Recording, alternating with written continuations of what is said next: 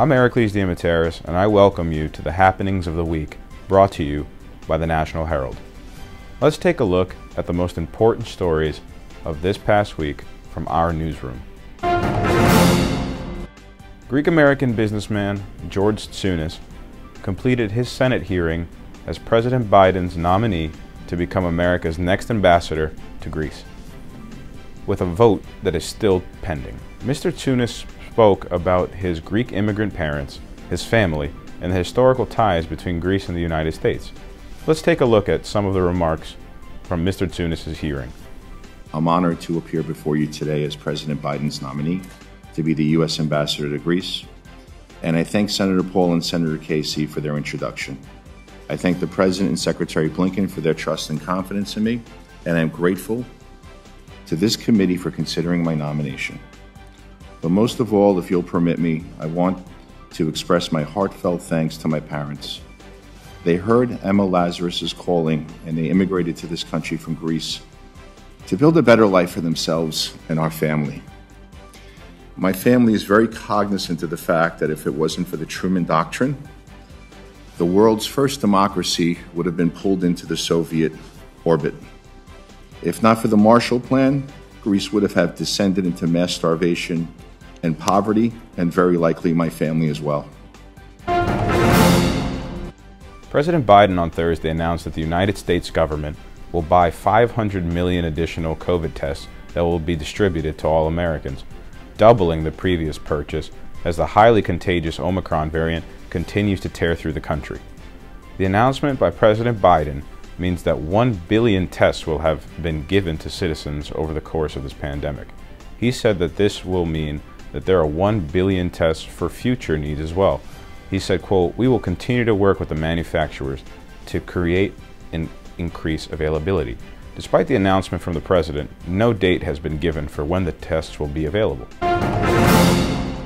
Just a few weeks after the Omicron variant spread panic with its worrying rise in cases in New York, data shows that COVID-19 cases are starting to fall in Astoria and the 5 boroughs. With cases continuing to be at a high level compared to the last 2 years of the pandemic, things are starting to get a little bit more manageable. Until last week, 3,500 people in all of Astoria and Long Island City were COVID positive, meaning about 25.5% in all 6 zip codes. Now, normally that would be a shocking number prior to December 2021, but due to the increase in cases with the Omicron variant, it seems like health experts have reason to be optimistic. Queensborough President Donovan Richards, citing Department of Health statistics, said that 2 million residents of Queens have received at least 1 dose of the COVID-19 vaccine. Mr. Richards said, "I want to thank all of our neighbors that continue to roll up their sleeves to get vaccinated and those who roll up their sleeves to get boosted." Mr. Richards also said that Queens was the first borough in New York to reach the vaccination milestone of 2 million shots. He added, quote, "No other borough has shown more strength, resilience, and determination to bounce back than ours." The Times, a prominent UK-based newspaper, supported with no uncertain terms the return of the Parthenon Marbles from the United Kingdom to Greece in an editorial. It is an important turning point for the publication and strengthens the momentum that has been created over the last 2 months over the question of the return of the priceless artifacts back to their rightful home in Greece. Let's now go to the advisor to the editors, Diamataris, for his weekly commentary.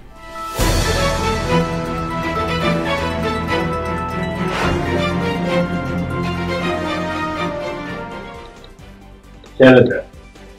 Το πρόσφατο κύριο άρθρο Times του Λονδίνου, το οποίο υποστηρίζει την επιστροφή των λοιπών του Παρθενώνα στο Μουσείο Ακρόπολης, είναι ιστορικής σημασίας. Προετοιμάζει την κοινή γνώμη της Αγγλίας για την επιστροφή τους. Οι εποχές, γράφει, καθώς οι καταστάσεις έχουν αλλάξει. Τα γλυπτά ανήκουν στην Αθήνα.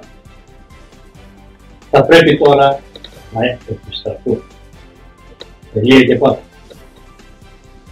Και όπως πολύ σωστά σημειώνει η εφημερίδα, η Αθήνα διαθέτει ένα από τα πιο σύγχρονα μουσεία στον κόσμο, στο οποίο στεγάζει ό,τι θησαυρό ατέμεται από τον αρχαίο κόσμο της Ακρόπολης.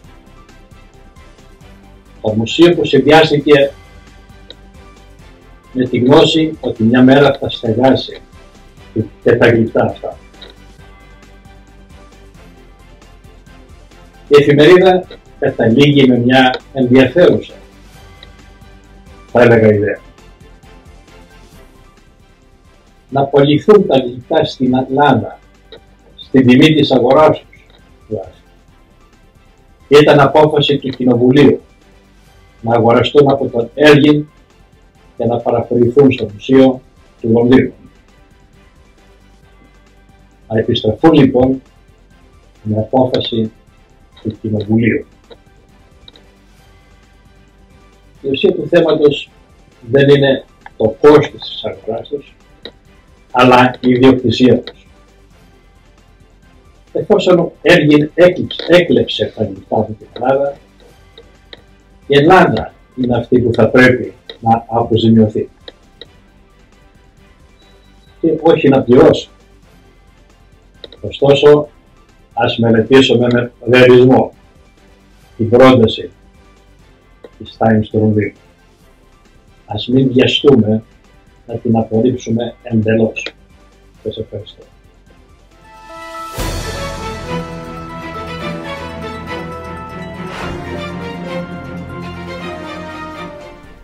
Last Monday, the Vasilopita was cut by students and faculty alike of the Greek afternoon school of Agea Hristovaladu in Astoria at the Church of Aios Fanourios on Ditmars Avenue.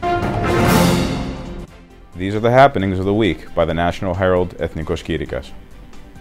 Thank you for watching. See you next week for another episode. Take care.